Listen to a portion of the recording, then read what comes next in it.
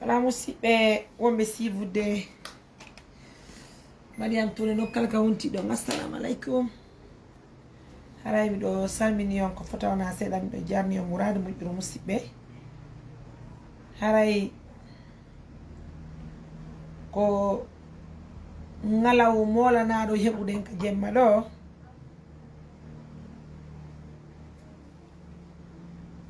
ɗon musidɓe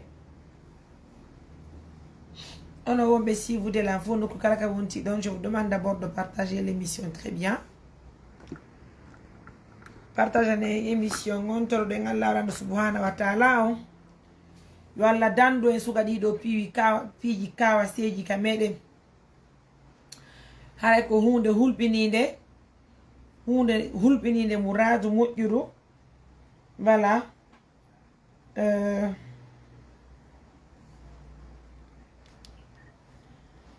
ko joni woni komi nodda musidɓe fi ko yowodiri haray e hunde so nani onon tigi hunde nden en fo en ngalɗay ɓayno ngalɗini mouradu moƴƴuru haray piiji ɗin ɗiɓe laafi haray noon ko jiwo woni ko noddimmi o hollinmi mapunde makko musidɓe haray mapunde makko nden e wi makko ko ɓiɗɗo nene goto makko on woni sibi sude piiji ɗi Allah e wulanɗo subhanahu wa taala on hiɗa yarlaki haray noon musidɓe hiɗon andi piiji ɗin ɗi ɓe laafi minen gonga komin journaliste ɓe kono si woni min hendike computal ko ɓurata moƴƴugol haray ko informe ɗo men on yo arka ɓoggol kanko tigi o irlito o holla en haray mapunde makko nden en même temps en fo meɗen partage en émission on julɓe Allah ɓen yiya émission on anden réellement quelle est la solution qu'il faut entreprendre fi haray haɗugol ɗin ɗon piiji ka meɗen ɓay ko piiji hulɓiniɗi piiji tawata vraiment ɗi hanaɗi moƴƴa si tawi ɗo ko no woniri no ɓe sifirani lan noon musidɓe haray piwunku no hulɓini ko mouradu moƴƴuru haray noon ko adi ko musidɓe o gaccanayɗa hakke mi salmini julɓe Allah ɓen fo haɗa wontini o semaine ɗo fo meɗen yalti golle ko joni woni komi yetti ka suudu haray noon jiyo on no ka ɓoggol en yettemo taw hoore teddugal ɗo salmini on min kadi monsieur Modi Mamadou Lamarano on fo mo hiɗon salmina mouradu moƴƴuru ɗo jarni on partage nela émission déjà 400 personnes en ligne déjà ɗen doyade an 2000 personnes par ce que ko hunde tawata hanaka meɗen hiɗen duwa haɗugol ɗin ɗon piiji yo musidɓe haray noon jiwono ka ɓoggol jentoɗenmo nanen maku makko on embere yewtere makko ne mbay ɓe inna si seede ala hakkillo ñaawa en anday ko honno piiji ɗi woni e feƴƴirgol ndaaren no haɗiren ɗiɗo piiji ɓay si tawi woni ɗiɗo jaaliji ka meɗen haray mouradu ɗin jibitike ko fota wona seeɗa ma chéri assalamu aleykum waaleykum salam on jaram a toon a yitomago moƴƴa par ce que haray jamaji ɗi wona min tu woni jentade julɓe Allah ɓen buyno jenti feno sayɗo ɗay jaam jam tum pay koy radio bu ça va wiɗa jaam nala toon jam tum alhamdulillah très bien ma chérie haray a noddilan a waɗilan hitto déjà j'ai eu plusieurs appels en absence haray sombo yewtere men nden haray ko honɗum woni ko mapini on ka meɗen toon lan heɓi piyon anin kullan ko mapinilan moƴƴa noon oui on noon ko piyon ko mi heɓi hay min mi wata sigitanade ko sigitanike yimɓe men ɗum ɗon no existe bien sûr que mais yimɓe ɓen kara han wawirta hoolagol eyyo ko sabu ɓiɗɗo jajan maran ko 8 ans ɓiɗɗo jaja mo imo mari 8 ans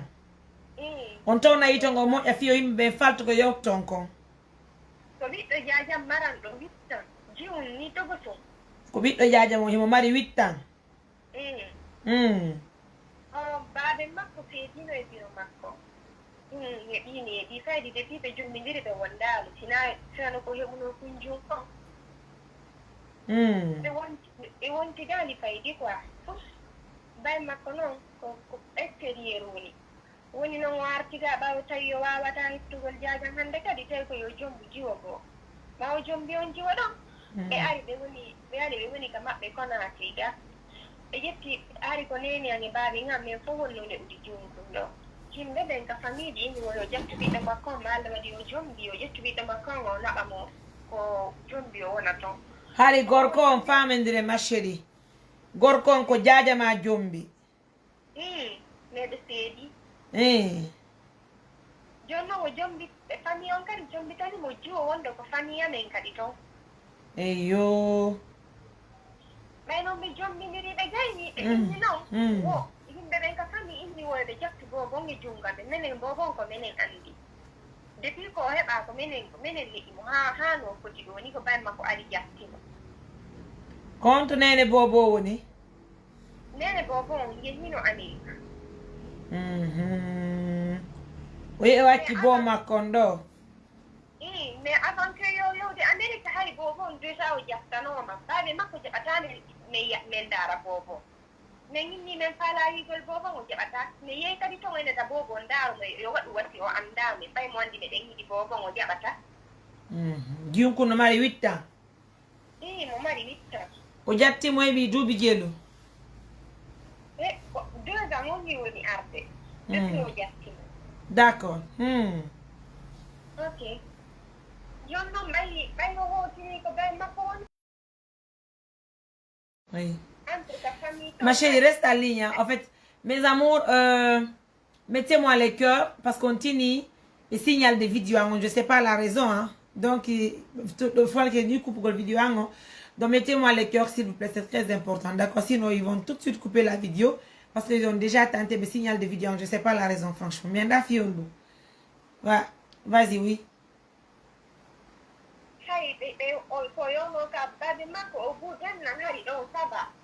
Donc, si on a une priorité de sécurité, on n'a pas quoi. Et puis, quand on a un connaissance, ça se maille. C'est bien ma qu'on va te montrer de quoi on est derrière là. On a pidi ondi. On a pidi ondi. Bueno, violable sexuellement, cassou. Ben makko tigi tigi. Oh non. Ben makko tigi tigi. Ɓe makko heɓude mo on tigi waɗi ɗum waɗi heɓi noon ni 5 mois ko ɗum waɗi ko woni waɗde kon quoi par ce que jonko indina woko depuis ko suumayo ñande ɓe ñande o waɗay o yana e ɓiɗɗo makko on wokoti sonno hina biro makko yeyni makiti o yehi o hiiri o arti e 3 heures wo wara o waɗa mo ɗum ɗon e 3 heures ɗo mate hara on to sinanen makko woni hara e on ɗon no waali jota ɓe mari na suudu woturu ɓe mari ka salon ɓe mari annexe partout kombo kon ɗum waɗi acciteɗo lañe golle yehi tun non joni lañe golle e mbimbi jonkon non hari jonkon kun traumatisé par ce que o wonani ari sinabiro makko ko gonno sinabiro makko ko ɓayn makko woni wadde mo kon o inni wo ko penade o ɓayn makko watta ɗum jota minen noon ne fof ɓe gandi ɓayn makko c'est un criminel o moƴƴa bobon ko ɓay ko dari ko soñjike ko letteke ko yiye ka maître école makko o nabori mouchoir coton soncar coton ko ɓayn makko wanno ko par ce que ɓaɓe makko pénétrimo konko yantunoɗon kon o ƴettide nawoki ko sac makko o yehi ka l'école o wolli message on allo oui vas-y ma chérie la jentigoy ok o wolli message on ka l'école maɓɓe message on noddinen nga mais ɓa message on no wowdiri noon message on no sikkude menen hari men andi mais o détaillanali men fof message on détaillali fof mo sikkode kanko jota hari men andi te mene men anda ko ɓay wo hari hay baaɓe makko on ɗon baaɓe makko nene goto on ɗon o fof andino mais goɗɗo sitta wowlugol bobon ko mbayni yettorde e balɗe ɗo bobon kadi ɓurtinan expliquangol o wolanila wo ko faala ko yogol ko autorité o won ɗon wo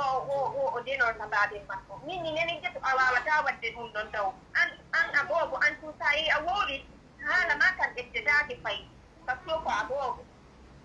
o ƴetti heɗini ko 4 jours ki waɗi o ƴetti jonki makko ɗi o waɗi ko sac woyimo yaltude mbeɗen mari baskiraɓe wonɓe on ɗo wonɓe leytara boo quoi mo yetti tonki makko ɗi wo mo yaltude o yaaton wo o ndaara wo si ɓen ɗon ɓayɓe are kamen ga turta wo o ndaara si ɓen ɗon waaway mo addugol ko amen ma o fillitanoɓe ko ɓay makko ma chérie attends donne-moi un instant nani un instant ne coupe pas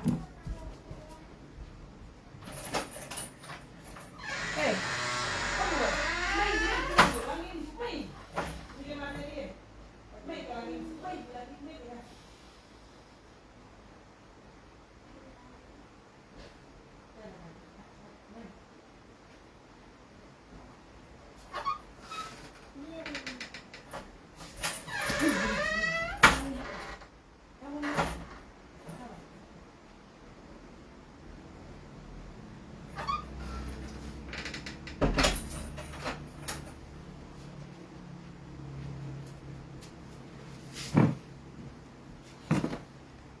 Allô?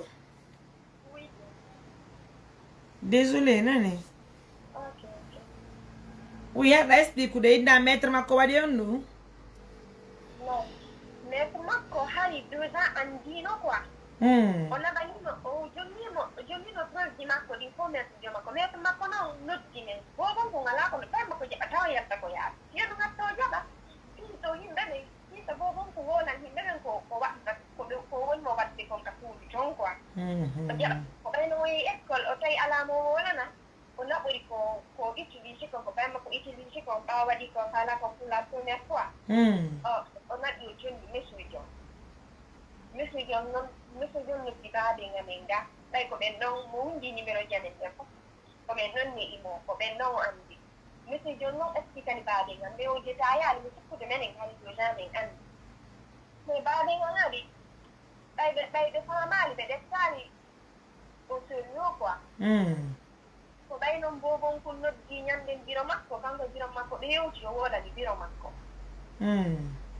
biro makko kan noon woɗani men min kadi ɓay mi yehi toon ɗe balɗe feƴƴude ɗo bobon ko wuuli tawi joni kullanni traumatisagol tawi joni ko ma o wowla o wowli noon o haali noon ko baabi makko no wadde ko ɓe tumbidiri mo baabi makko kañumma e bappa makko e kotirawa men gono ɗon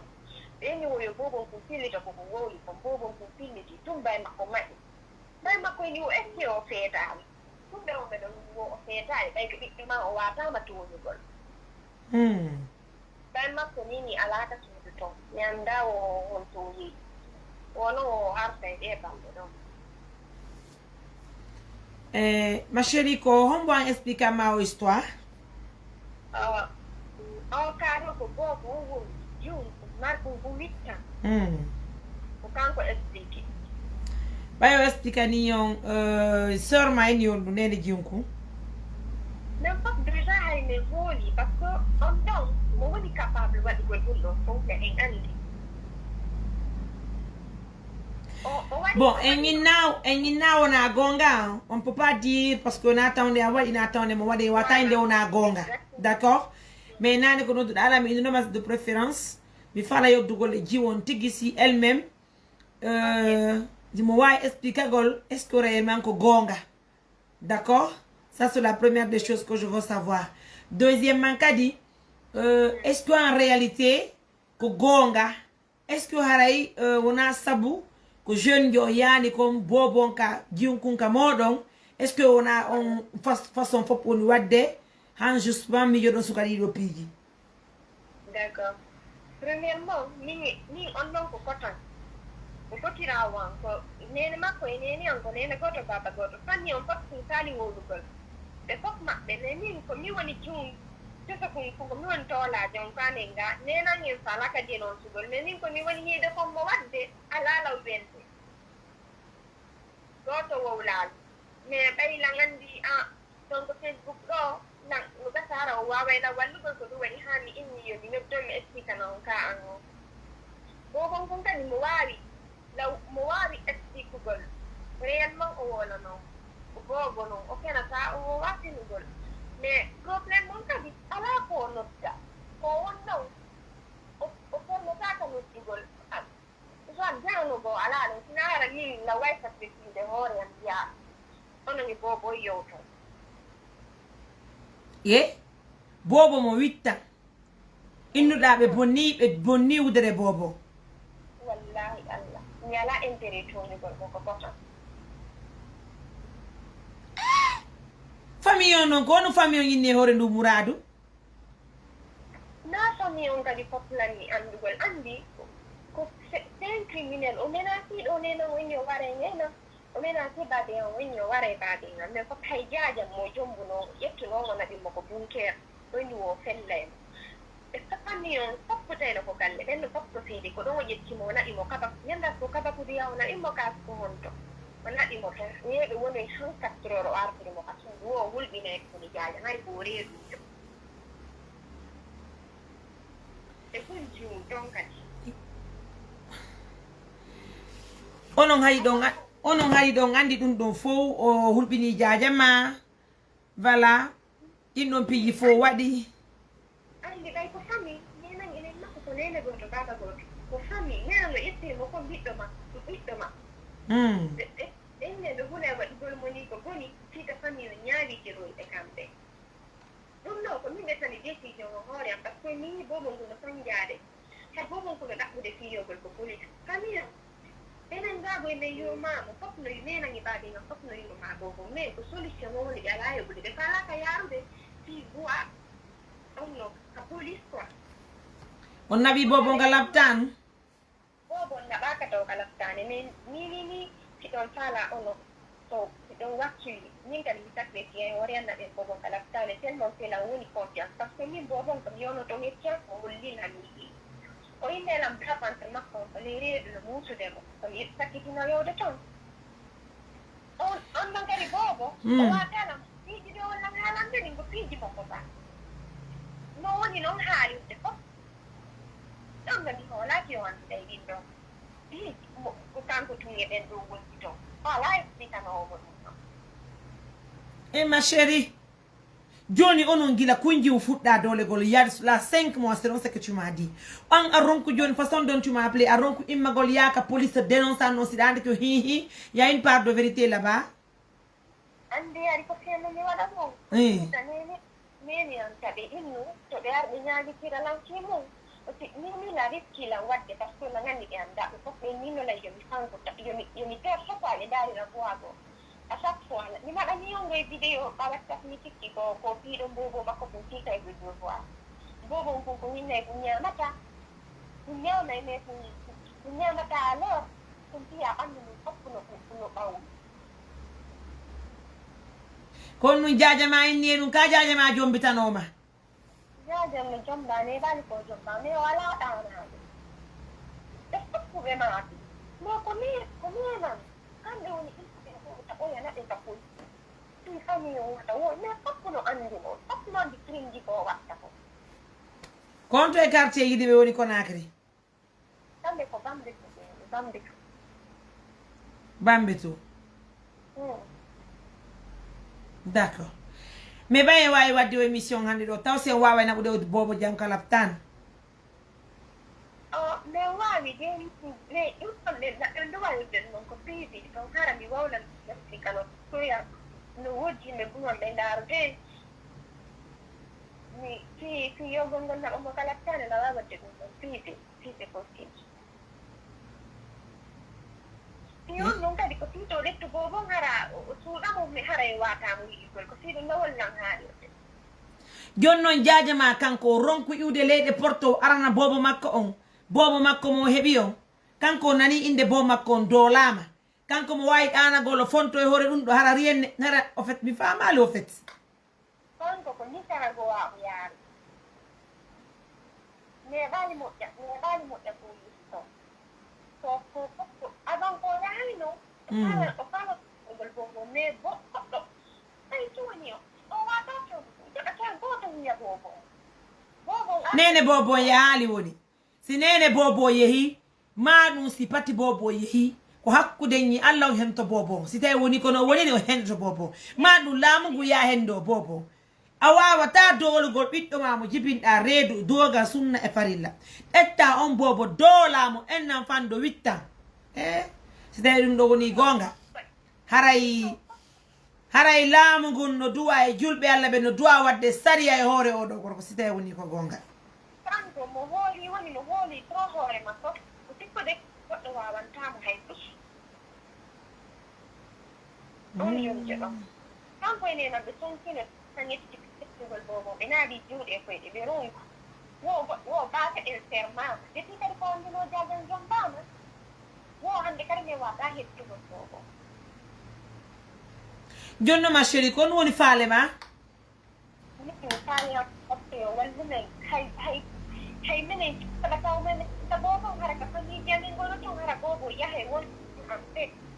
o iwaɗi jungo bayit makko min ko ɗum mi faala yo o wallu on tigi no waytimoñe to ɗum ɗon man hooli na mi inni so mi faala ko yo jama o wallimen bobo on hetto ko o iwa o wiimo woni miinude ɗo so janndiri ni kadi moƴƴantamo allahu akbar hiɗen tori allah wulanɗo subhanahu wa taala on yo allah wulanɗo reena junku reena ɓe ngureji men ɗi fof kono ko expliqueɗa kon no wawi wonde gonga no wawi wonde hara wona gonga ɓe ngureji ɗi meɗen andi heeɓi famille buy ko ɗum waɗi famille ji ɗi ñoƴƴamurani ɗum inna ala hollitade ka sariya kono si tawi woni ko gonga o sagata ɗo o dooli ɓiɗɗo makko mo heɓi dewga sunna e fadla o bonni wudede foto ɓiɗɗo makko on yo andu allah wulanɗo subhanahu wa taala on ñande nden allah yoɓitimo kuuɗe ko o huuwi kon nden ñande o jiɓuto andude ko honnumo waɗi allah no subhanahu wa taala on hara allah no yoɓtude mo kuuɗe ko o huuwi kon bonnere nde o bonni nden yewre bobo makko mi anda siɗa faama jento mi andama ma chéri dès demain inchallah on va commencer le dimanche si tawi woni baba jiwonɗo jenti o émission c'est vrai que inde makko le mentionale et j'ai pas besoin de mentionner son nom haray mo wawi mi noddugol miɗo faala yoddugol e makko ensuite si tawi woni sariya on no jenti selon plainte ji monɗin vraiment le mieux serait que jango yon immade toi la fille qui a eu le courage de m'appeler dans l'émission parce que ça a eu mi waɗi o émission un d'abord c'est pour dénoncer le cas deuxièmement ko fiyo ɗum ɗo accuka ɓe nguureji meɗen si woɓɓe gono miji ɗon wadde hara ɓe suusali waɗugol a faami ɓay hande haray pigiji no hoyi kono ƴakkotako je sais pas si tu comprends un peu ce que je veux expliquer joni jango on va échanger hors antenne on va voir qu'est-ce qu'on peut faire si réellement ko gonga on va essayer de sauver la vie de la petite est-ce que la femme sabu bobon ko la map waɗano wallo men min ko min tun heɓi courage argol wola ɗum ɗo par ce que tan yewti ɗum ɗo ɓe waynam monanagol ma autre chose nena ɓendani hay ɓe monanima si tawi woni ko gonga a dénonce ko jiwnkun doola kon allah yoɓete par ce que harayda faala dandugo jiwnkun masiboji maɓɓe ɗi kadi ɓe nguureji wona ko har mi waɗɗa si tawi tu woni ko gonga jiwnkun doolama ko dooli jiwnkun ko baaba makko haray hiɗa andi wona ko boni waɗɗa plutôt ko moƴƴere waɗɗa ɓay ko fiyo jamaji ɗi humpito si tawile kadi woni aynimen ko bambe to woni ne bien donc gila jango min anday ko honto e bambe to kawtal ngal tawgal humpito kuuɗe ben makko ɗen ande si tawi woni ko gonga siko gonga may yaren ka sariya on wawa e wallitade en waɗa jungo e o sagata o yaggine kuuɗe ko huuwi kon si tawi woni ko gonga no wodiri est ce que heɗa famude lan hooli la waɗi pellet lan hooli ko gonga ok ma chérie a jombama mi jombaka yo allah hokkore dew yo allah hokkore dewga sunna e farilla allahumma amin kono mi faala waajagol ma mi waajoro julɓe allah ɓen fof batti o émission hiɗa andi ɓiɗɗo debbo si jombama ɓe innay muñño muññoroɗa fi allah woti annabijo ko gonga wondigal no dagi dewgal no dagi kono sertal kan no dagi ko gonga kono enen sonnaɓɓen ko enen maapi hande hiɗa heɓa ɗo ɓiɗɗo si allah waɗi barki e makko ɓenna ko ɓiɗɗo ben makko si Allah waɗi bobon huɗaɗo ɓenna ko nene makko ɗaɓɓanimo si tawi woni ɓiɓɓe ɓe heɓuɗaɓe fof goto Allah waɗa albarke mum gorgon no wawi jombode debbo go heɓanamo ɓiɓɓe kono an ko ɓiɓɓe ɓe heɓuɗaɓe ko ɓen ɗo woni ɓiɓɓe maɗa ɓen sa yi ñande be ñande ka émission ji min ara min jooɗo min waajo sonnaɓe min inna si Allah hokkori on dewga sunna e farilla wakkile ne on ɓiɓɓe mon ɓen hara on jaɓali sertigal ngal ha ma chérie, tu as vu les conséquences? Ayi conséquences jiɗi andi ti ko hombo andi si tawi woni ko hombo andi si tawi woni nduɗo muraɗo siko gonga hara wona mone nene jiwon o woni andi hatta kadi kamyon inni denonta neni amɓe inni wota ɓe denonta ɓe ngal ko sifane ƴettugol bo fof ma hara ko fi mone biro makko ɗum non fof ɗoni wo joni ma chérie mi waajikema heɓal taw dewgal si Allah hokkorima gorko ndaaru gorko on fota teñƴinamo fota andita dewgal wona wala dawa dewgal ko sunna e farilla ko aduna e laakara si woni e jombama dewgal sunna e farilla ko ya tabbutuka dewgal ma muññuɗa andita sa a jogi a yalti debbo ko aray ko ne a ɓiɓɓe maɓe ɓay hande si jajama wonno ka galle hande moodi makko si doolay o bobo makko ko si tawi woni ɗo ko guite makko o waray no jeyma taw so wonno doolay bobon kana no woni biya awa hitono muñalngal a yi ɓiɗɗo debbo ko ma muñño ka dewgal sa muññaki sa muññiki a hettali wona tuma doguɗa yaltuɗa hettata ene roɓɓe en fo meɗen hiɗen rondi probléme ka dewle men mo maranɗa o jonnoya worɓe ɓe gande ko goto goto e maɓɓe mari jikke hiɗan nande ko momma sifanade ko joni noon si tawi woni a jombama a tabitali ka dewgal maɗa a yalti a acci ɓiɓɓe maɓen worɓe ɓe inna ko kamɓe jeeyi bobo on ɓe tefata ɓe ƴewata ɓe ƴetta bobo ɓe ɓaɗa bo ka suudu maɓɓe woɓɓe ko gonga no wawi dolugol hay so tawi woni o histoire mo racontuɗa ɗo wona gonga kono no wadde ka ɓe mureji ko lannata mi hi babaɓe doluɓe ɓiɓɓe muɗum ko lannata hiɗa nande joni gila janggo si Allah jaɓi en tinday anden ko hon pee honde ɗetteten fi haɗugol ɗiɗo piije ka société meɗen si tawi woni ko gonga janggo à la première heure déjà woni gonga wona gonga mi nodday ministère on ka action sociale mi informa ɓe wondema informirilan ni woni noon taw gonga wona gonga pour l'instant je connais pas donc mi jonda ɓe numéro maɗa on ils vont t'appeler vous allez essayer de gérer le cas là-bas est ce que heɗa famude d'accord hara en cas de besoin notre représentant se trouve à Conakry ensemble vous allez gérer la situation mais komi faletema yewtugol dewgal wona fina dawa dewgal ko dewgal sunna e farilla ko aduna e laakara si a muñiki a hettali wona tuma seeruɗa yaltuɗa hettata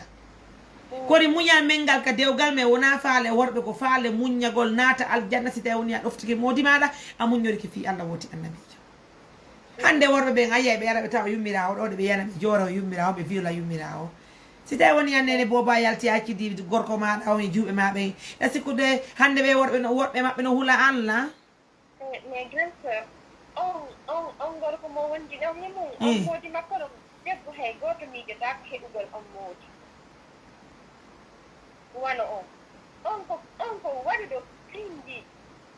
o anda ɗo waɗo tindi haronki o yimi ɗo o yeeyo ko yowno ɗo neɗe porto arde mene men fukkude o changea han joni ɓurtu ɓeydagol kanko komo uppodire mo wo ko menaki wargol mo wowla kanko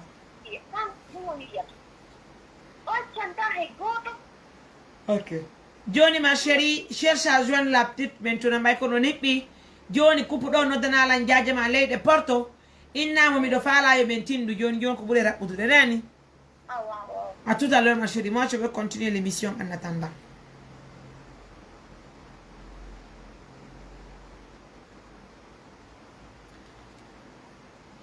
Haray musidɓe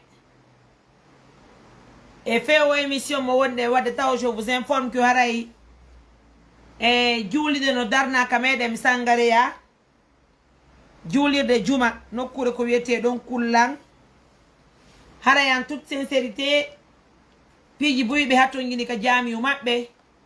no ɓe holliri ni sa darni juulirde hara hiɗa mari huɓere ka aljanna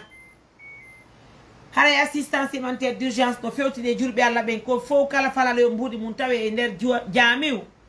haray le moment est venu koye wallidir waɗen panneau solaire ka juulirde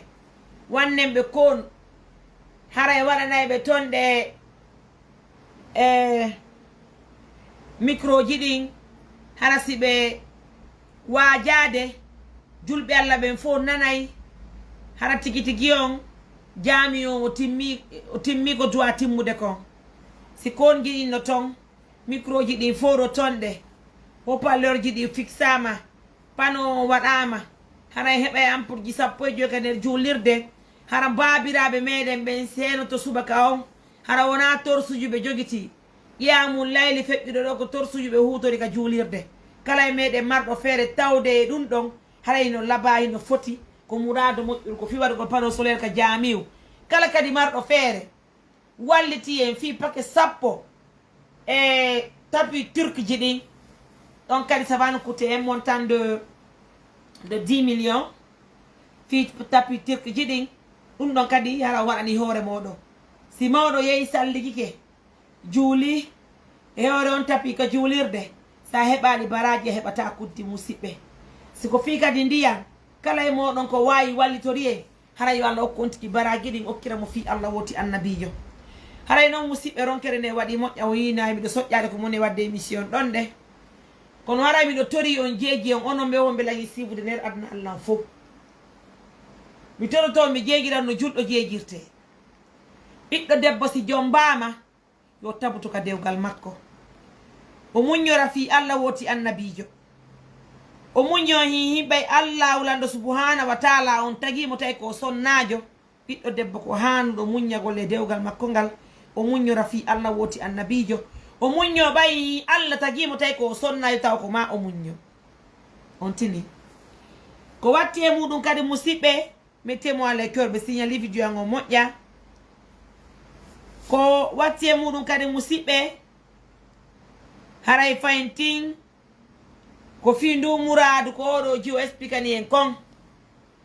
en inna ɗum ɗo ko goonga kono hino wadde ka ɓe guureji meɗen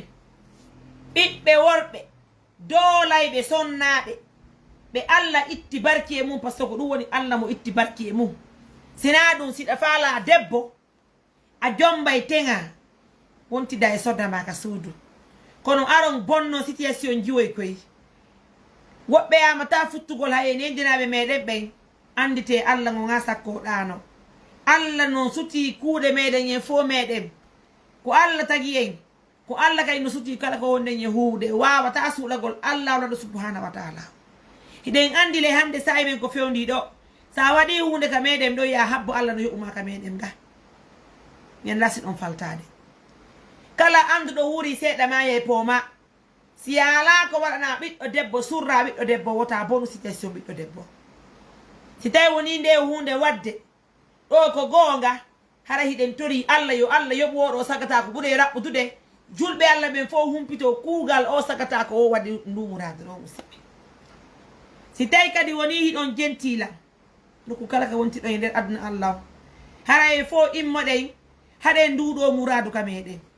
heɓana gorko ɓiɗɗo dewga sunna e farilla o ara o ɗetta on ɓiɗɗo o sama e makko o ittaftere makko ɗen o bonna situation jiwonkum few si ɓe julɓe Allah ga yaafike Allah wulanɗo subhanahu wa taala o yafanta ko ɗum ɗo waɗ ɗum ɗo aduna wola karawo e musidɓe so yi ɗettere famille woɓɓe jaɓata ko suka ɗiɗo masiboji si jiwoy koye dolama ɓenna woten fillo ka sariyaji woten waɗu siɗɗo men o soke ɓe yeggitino noon ko tere jiwum ko woni ko bonni sabu si tawi woni kun ɗo jiwum dolama hay o jomba dewga sunna e farilla o hula e ɓaɗagol ɓiɗɗo gorko babajo ya heɓina nenejo on ara ɗetta on ɓiɗɗo mo heɓinɗa ɗon ɗetta kadi tawa koye on ɗo wata ittude haajuji ma ɗi yo ujuɓe c'est à dire yo Allah ittuka bawgal makko o change comportement ñi worɓe gono hakkudeji meɗen worɓe goɓe suɓali ɓe sannata hiɓe wondi e kawaseji ɓe huɗata ko hulɓini ɓe anda ñande gore c'est à dire ko duwa ɗon faamude hande aduna on no raɓɓiɗi siko hande siko janggo goɗɗo e men anda ko ɗum siɗen tori Allah nde maynden no ara haray fo meɗen hiɗen laaɓi ko ɗum waɗi en toroto julɓe ɓen fof mo be ko wontiri yo waɗu laaɓa ngal yeeso o hikkidira peewal ngal yeeso tunidi si tawi ko ma o tuna o nattiradi ɓaawo hara si tawi woni ari hara tawa en moƴƴiri e musidɓe ɓay andite ɓay ko mamaye mi tori kon mi jori kon mi jeeji on no juɗɗo jeegirte rene hoore men suɓen ko gueren suɓen ko accen anden mo huwodirten enen ɓe sonnaɓe jombaɓe mi tori kon no julɗo jeegirte hande a waloto fina ko gonga tawa worɓe gono toon ɓe dooli ɓiɗɗo maɗa on kono sika guite ma waɗi anda no huwira kono sa dogi ka suudu ma a yalti a yeehi mi ɗetta misal ka meɗen bulbine mi hiiɓe ngure Allah ko seede wallahi billahi komin jombami ade pet mi tawi sonnajo on hino acciti ɓiɓɓe muɗon nayo kuma bobon no munde o tuttuni mo endidi mo dogi o jokki aduna wo gorko makko on piyaymo yennay mo gatay mo ala ko watta wacci ɓiɓɓe makko ɓen ɗon kuma jiw hikki kume tola on kum ko jiw ko bobo jiwo mo heɓa ale 3 ans musidɓe joni si gorko nde yi ɓiɗɗo ma eɗen gandi worɓe ɓen hande ko goto goto mari jikke ɓe mara jikke ala joni gorko no yanama ɓiɗɗo ma on so jinniga quartier pay koye gore koye no ton ene gotoɓe am ɓen woji o yalti acci ɓiɓɓe mum ɓen kono piiji goo e waɗay ton anditen tun ko fi meɗe wonde ñewadde si tawi woni a dogi a yaltika dewgal ma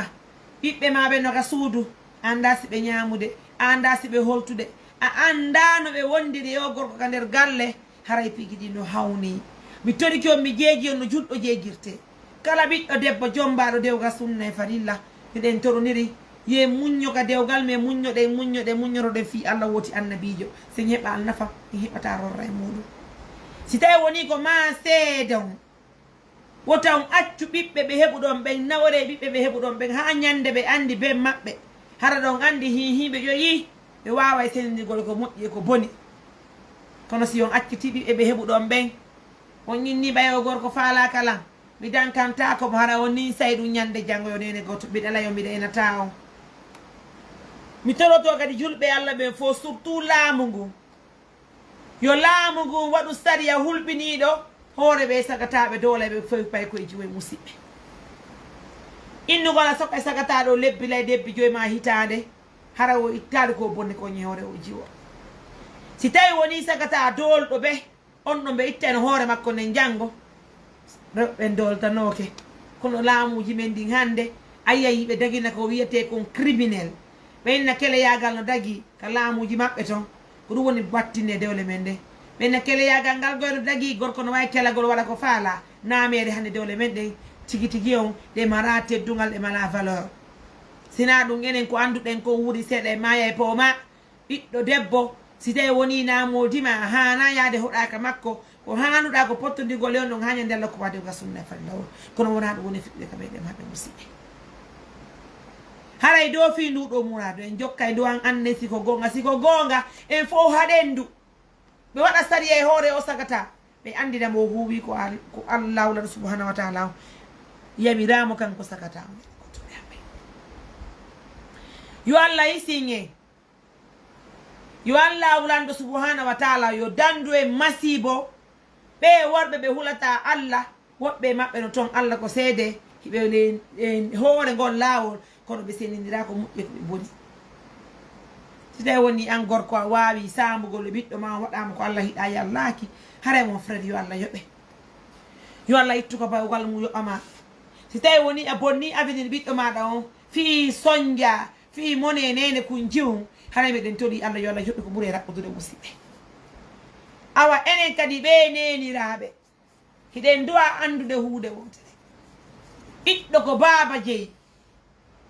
ɓiɗɗo ko baaba jeyi en fattinta ɓiɓɓe men ɓen hoore mere ɓiɗɗo ko baaba jeyi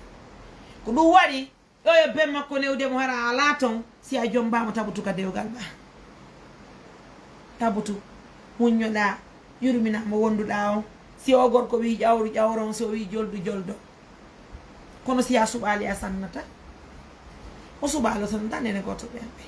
haray miɗo welti miɗo jarni o mourade moƴƴotiɗen to yallah nani subhanahu wa taala